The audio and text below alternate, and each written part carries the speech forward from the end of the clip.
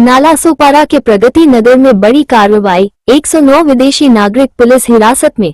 नालासोपारा के Tulinj police थाना क्षेत्र अंतर्गत प्रगति नगर में पुलिस प्रशासन और वसई विरार महानगर पालिका ने अवैध रूप से रह रही विदेशी नागरिकों के खिलाफ संयुक्त कार्रवाई की।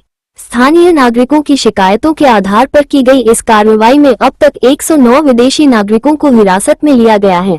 जांच में सामने आया कि कई विदेशी नागरिकों के पासपोर्ट और वीजा की वैधता समाप्त हो चुकी थी।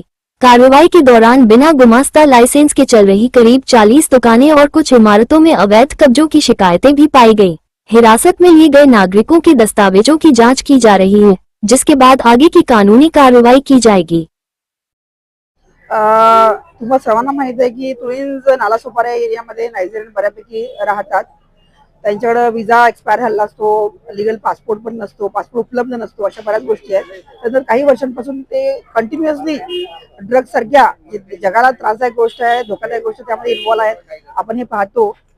तर त्या अनुषंगाने त्याचबरोबर त्यांनी एक 40 दुकान इथं विदाउट गुमास्ता परमिशन लायसन्स चालवत होते आणि त्या सामान्य नागरिकांना देखील त्रास होत होता।